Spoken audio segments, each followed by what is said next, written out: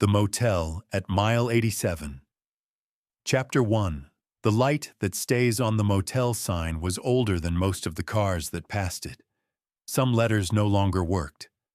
At night, only Motel and 87 glowed steadily, while the word in between flickered like it was unsure whether it still mattered. Most drivers didn't notice. They were already thinking about the next exit, the next town, the next reason to keep going. Frank Miller noticed it every night. He sat behind the front desk with a chipped mug of coffee and watched the reflection of that sign in the glass door. Red, blue, red again. The same rhythm over and over, like a tired heartbeat. Frank worked nights because nights asked less of him. During the day, the world expected explanations, smiles, small talk. During the day, people wanted to know how long he'd been here, why the motel never filled up, why he didn't sell the place and move somewhere warmer. At night, people just wanted a room. Mile 87 sat far enough from the city to feel forgotten, but close enough to catch the ones who couldn't quite make it farther. Truckers with aching backs, couples who stopped talking somewhere between exits, men who paid cash and didn't ask questions. Frank had learned to recognize the sound of tires slowing on gravel. He heard it now, faint but familiar. Headlights swept across the empty parking lot and stopped. Frank didn't move right away. That was another thing nights had taught him. You didn't rush people who were already tired. He waited until the engine shut off, until the driver's door opened, until footsteps approached the office. The bell above the door rang softly. The man who stepped inside looked around like he wasn't sure he'd meant to come in. Mid-40s, maybe early 50s. Clean jacket, worn at the cuffs. Hair neat, but touched with gray. He carried himself carefully, like someone who didn't want to take up too much space. "Evening," Frank said.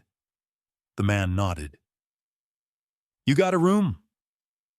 Frank slid the ledger across the counter. "1 or 2 beds?"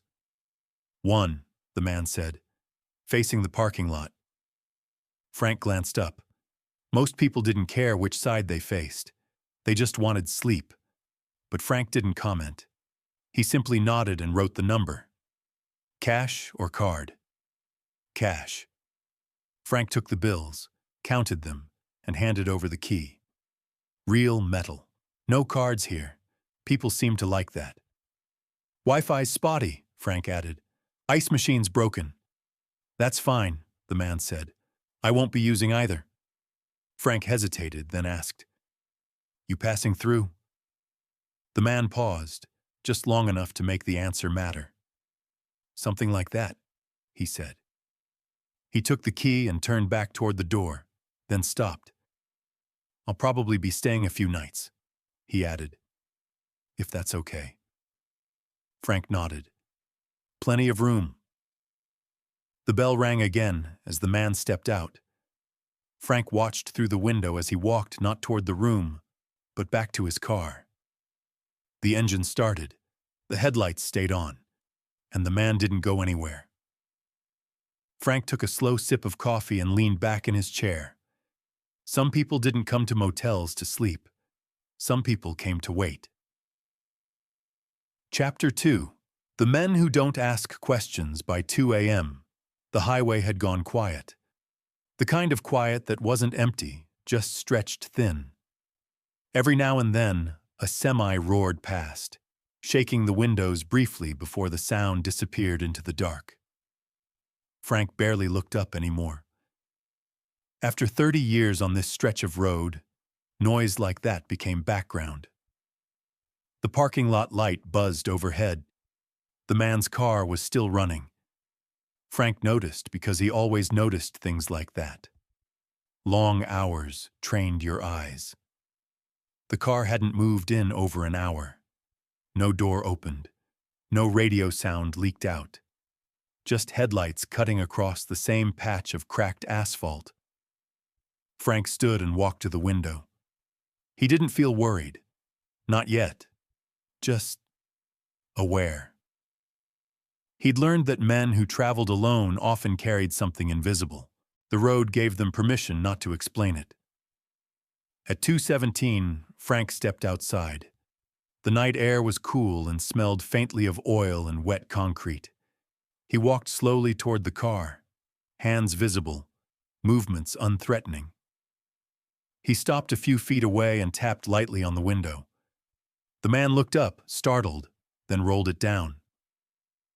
"Everything okay?" Frank asked. The man blinked, like he'd been somewhere else. "Yes," he said quickly. "Sorry. Didn't mean to cause concern." "No concern," Frank replied. "Just making sure you're all right." The man nodded. "I am." They stood there for a moment, two men in the glow of a single light, neither quite ready to leave. "You said you wanted a room facing the lot," Frank said. "Most folks want the back. Quieter." The man looked past Frank, down the highway. "I like to see who comes and goes," he said. Frank studied him. "You waiting on someone?" he asked. The man smiled faintly. "Aren't we all?" Frank didn't push. "Office stays open all night," he said instead. "Coffee's fresh." "Thank you," the man replied. "I might take you up on that." Frank turned back toward the office, then paused. "Name's Frank," he said. The man nodded. "David." Frank didn't ask last names. Men like this didn't usually want to be found. As Frank walked back inside, he glanced over his shoulder. David's headlights were still on, but the engine cut off this time. The car stayed. The night stayed. And Mile 87 kept doing what it always did best, giving people a place to stop without asking them. Chapter 3: Coffee at 3 a.m. By 3 in the morning, the motel felt like it was holding its breath. Frank poured himself another cup of coffee and didn't sit down. He leaned against the counter instead, watching the reflection of the parking lot in the glass. The light still buzzed. David's car was dark now, headlights off, windows fogged just enough to hide the inside. The bell rang. David stepped in, rubbing his hands together like he'd just realized how cold it was. "Coffee?" Frank asked. "That obvious?" David said, trying a smile. Frank poured him a cup and slid it across. No questions. No comments. David wrapped his hands around it and stood there, staring into the steam. "Road keeps you awake," Frank said. "Road keeps you honest," David replied. Frank nodded. "That too." They stood in silence, the kind that didn't need filling. Somewhere outside, a truck passed, loud and fast, then gone. The motel settled back into itself. "You don't get many people staying more than a night," David said. "Most folks don't like to linger," Frank replied. "They think if they keep moving, things won't catch up." David took a careful sip. "And do they?" Frank shrugged. "Eventually." David looked at the ledger on the counter, the names written in different hands over the years. "You ever leave?" he asked. Frank smiled faintly. "Left once. Came back." "Why?" Frank considered it. "Because this place doesn't pretend. It is what it is." David nodded slowly, like that answer fit somewhere he hadn't named yet. "I come out here because it's neutral," David said. "No memories on the walls, no expectations." Frank looked at him. "That's what hotels are for." David finished his coffee and set the cup down. "Thanks," he said. "I should try to sleep." "Room's warm," Frank said. "Heat kicks on late." David hesitated at the door. "If someone came, you'd tell me, right?" Frank met his eyes. "If I saw them." That was enough. Chapter 4: The Story. People carry. Frank checked the rooms just before 4. Habit, routine. A quiet walk under buzzing lights. keys jangling softly at his side. David's room was dark, curtains drawn. The parking lot reflected faintly in the glass. Back at the office, Frank sat down at last. He thought about the men who came through mile 87, how many of them were running, and how many were waiting. The difference wasn't always obvious. Around 5, the bell rang again. David stood there in his jacket, keys in hand. "I can't sleep," he said. Frank didn't say "I figured." He just nodded. "Want to tell me who you're waiting for?" Frank asked. David leaned against the counter, eyes on the floor. "My son," he said. "We haven't talked in a year." Frank stayed quiet. "He said he might come," David continued. "Didn't promise, just said maybe." Frank felt the weight of that word. "I keep thinking if I'm here," David said, "I'll be ready." "Ready for what?" Frank asked. David looked up. His eyes were tired, but clear. "For him to show up," he said, "or for him not to." Frank nodded. "Those are different kinds of ready." David laughed softly. "You're good at this." Frank shook his head. "I just listen." Outside, the sky was beginning to lighten, barely. The night was loosening its grip. David took a breath. "If he doesn't come tonight, I don't know if I'll keep writing." Frank studied him. "You don't have to decide before sunrise." David nodded. "That helps." They stood there as the motel woke a little. Birds somewhere, the hum of the highway returning. Sometimes waiting wasn't about the person you hoped would arrive. Sometimes it was about deciding what you'd do if they didn't. Chapter 5. The Call That Doesn't Come. Dawn came slowly out here. Not like in the city, where light rushed in all at once. Out at mile 87, the sky eased into morning. Gray first, then pale blue, like it was asking permission. Frank stood by the window, hands wrapped around his mug, watching the highway wake up. A few cars passed now. Early risers. People with reasons. David sat in the chair across from the desk, jacket still on, keys resting in his palm. He hadn't said much in the last hour. He didn't need to. They were waiting. Frank checked the clock. 5:42 a.m., David noticed. He said mornings were better, he said quietly. Less traffic. Frank nodded. Still time. David smiled, but it didn't quite reach his eyes. "You ever wait for a phone call you already know isn't coming?" David asked. Frank didn't answer right away. "Yes," he said finally. David exhaled slowly, like the truth of that answer mattered more than anything else that morning. "I keep replaying our last conversation," David said. "Every word, every pause, trying to find where I went wrong." Frank leaned back in his chair.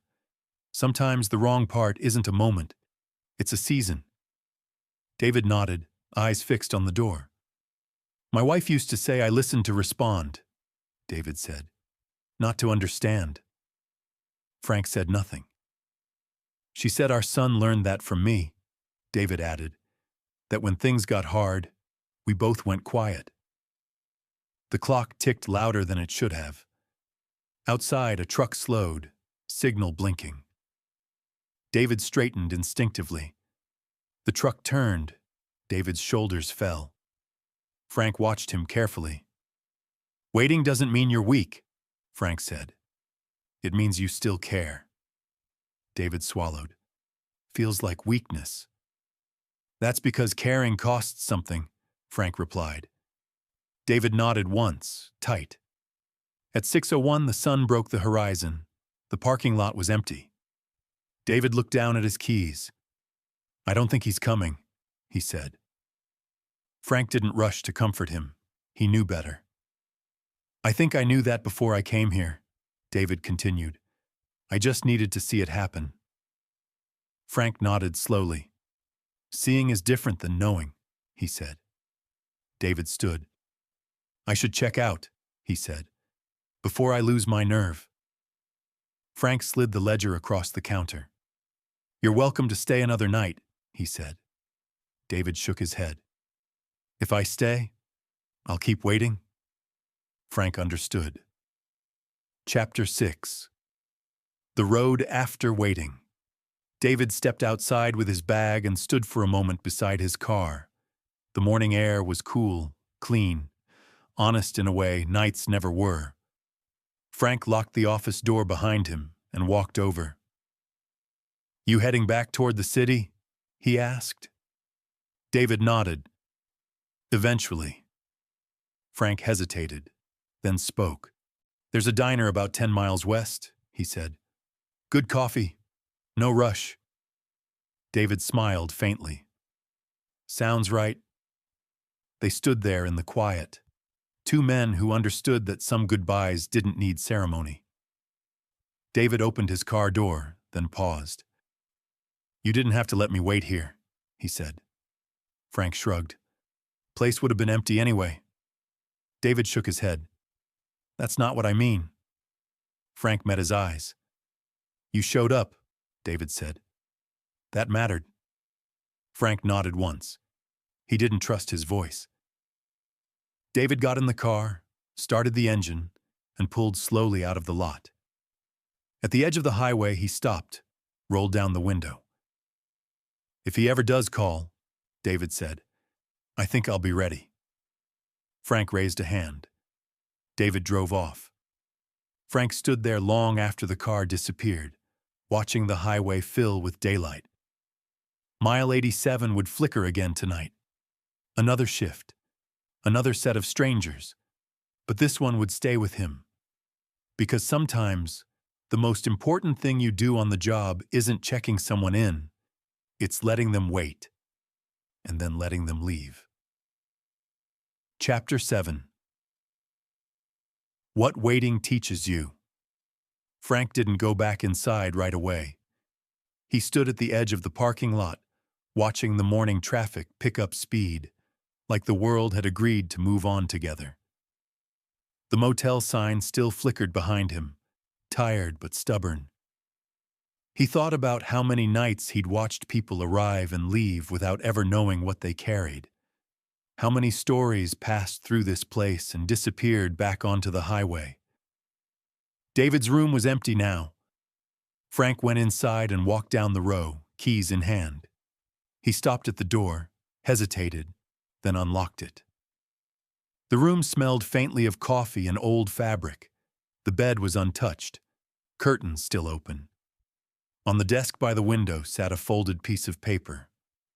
Frank picked it up. It wasn't a note. Just a receipt from a gas station, dated a year ago, with a phone number written on the back. No name. Frank stared at it for a long moment. He understood then that waiting wasn't about hope the way people like to describe it. It wasn't optimism or faith or belief that things would turn out fine. Waiting was endurance. It was choosing not to shut the door completely, even when it hurt to keep it open. Frank folded the paper carefully and left it on the desk. Some things didn't belong to him. When he locked the door again, he felt a quiet certainty settle in his chest. David had come here to see whether he could still stop. And he had. Chapter 8. The Last Night at Mile 87. That evening, Frank opened the office as usual. Same routine, same coffee, same sign flickering against the dark. But something felt different. He noticed it when the first car pulled in. A young couple arguing softly. When a trucker asked for a wake-up call. When a woman paid in cash and asked for a room far from the highway. Frank listened more than he spoke. Around midnight, a familiar shape appeared at the edge of the lot. A pickup slowed. Frank felt it before he thought it. The truck pulled into the space near the office and stopped. The engine cut off. Frank didn't move. The door opened. David stepped out. He looked steadier now. Tired, yes, but grounded, like someone who had slept, even if only a little. Frank pushed the door open. "You're back," he said. David nodded. "Didn't plan on it." Frank smiled. "Nobody ever does." They stood there for a moment, the night settling around them. "I drove to the diner," David said. "Sat there longer than I meant to. Thought about calling him." Frank waited. "I didn't," David added. "Not because I'm done trying. Just because I wanted to do it when I wasn't desperate." Frank nodded slowly. "That makes sense." David looked at the sign, then back at Frank. "I don't need a room," he said. "I just wanted to tell you I'm okay." Frank felt something loosen in his chest. "I'm glad," he said, and he meant it. David hesitated. "If you ever see him—" Frank shook his head gently. "I won't." David smiled. "Good."